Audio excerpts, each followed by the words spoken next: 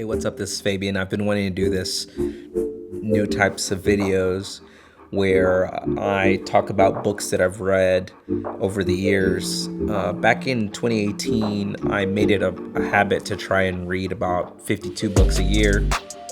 I haven't done it every year, but I think that year I came close to like 54 books. And I read anywhere from like 30 to 40 to 50 something books a year.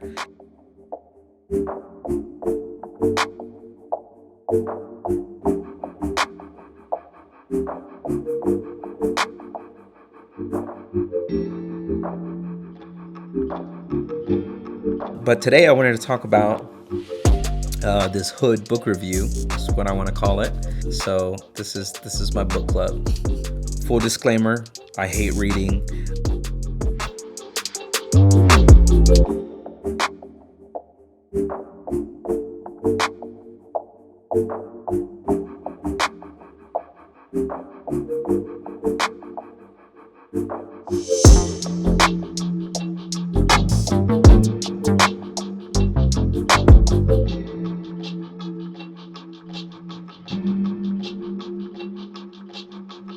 The first book that I wanted to kind of talk about and share with you guys it's just like it's a really short book, and it is called The Dip by Seth Godin.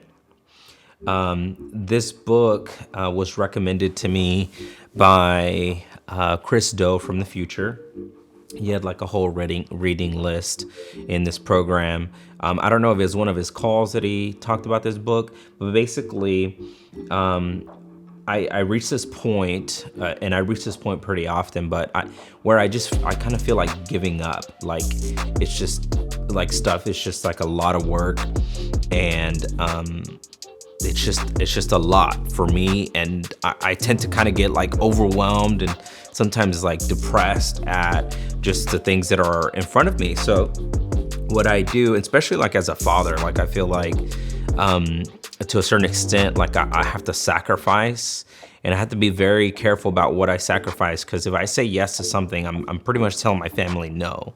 And I am wanting to pretty much be able to be at a place in my life where I'm trying to put my family ahead, but also while trying to build something that is going to benefit them in the future. So, and in this part, I'm basically talking about, my production company and things like that.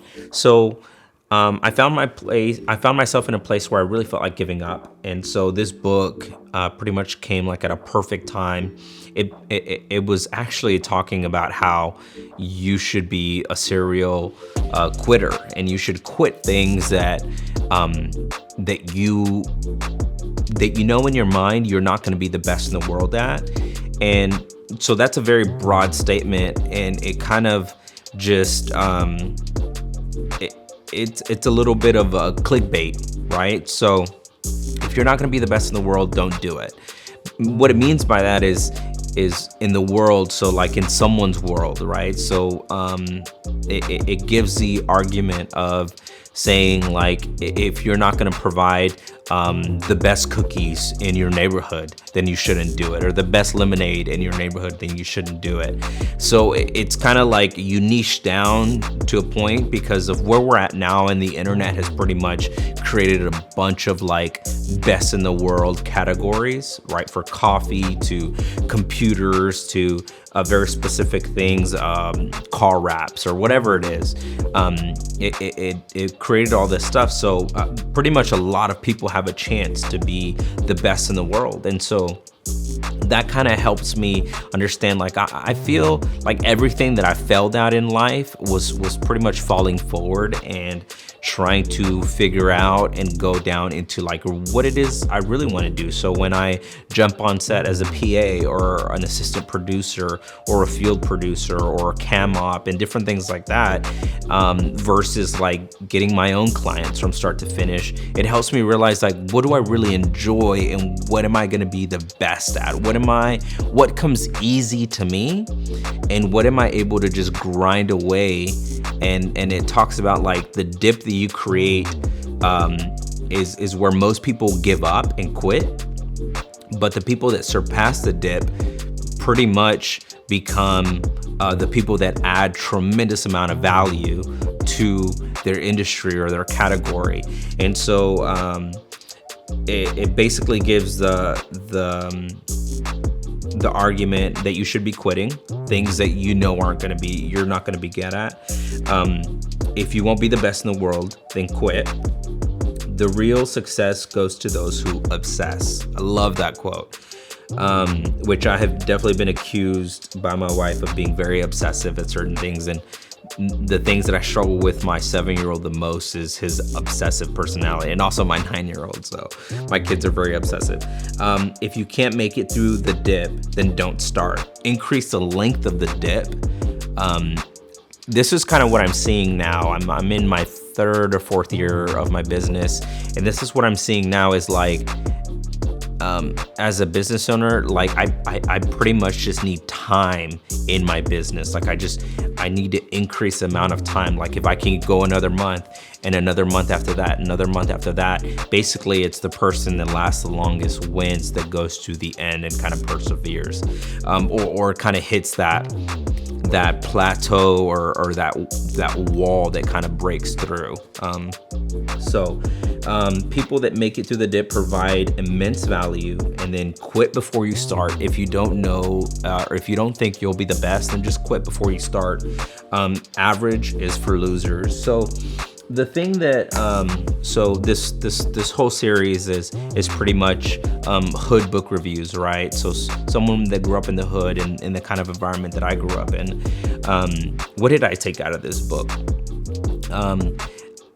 What I learned from this book is that I have failed a lot my whole life. Like my whole life, I hate to say it, but I'm also grateful to be able to say it. I experienced a lot of failure, a lot of letdowns, a lot of abandonment, things like that, which I think has just increased my tolerance for failure, which I think I've heard a lot of great people recently talking on YouTube that in order to be successful at something, you pretty much have to fail a lot. And so increasing that has definitely been, I think, like, I'm grateful for my past and what I experienced and the things that I went through, because I experienced a lot of failure, a lot of things early on that pretty much gave me a resilience to move forward. Now, like, I'm not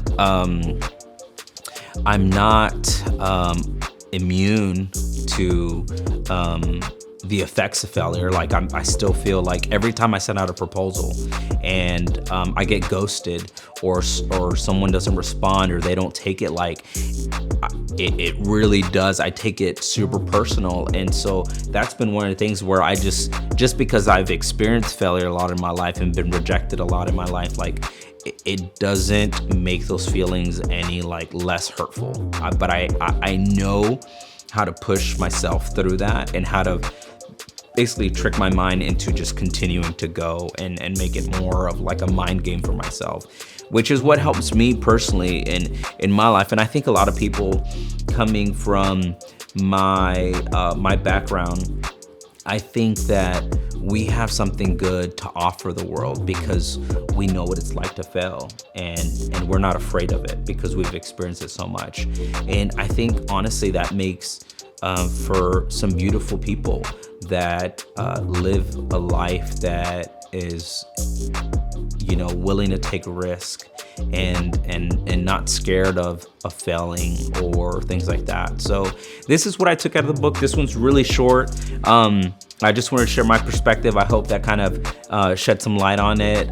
If you would do me a huge favor, use the link if you're gonna download this book, and that would help me a ton with my affiliate program, and it helps feed all these fucking kids in my house. So help me out. I appreciate it. Peace.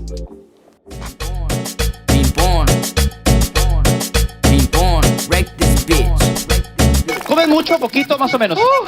Jack in the Crack.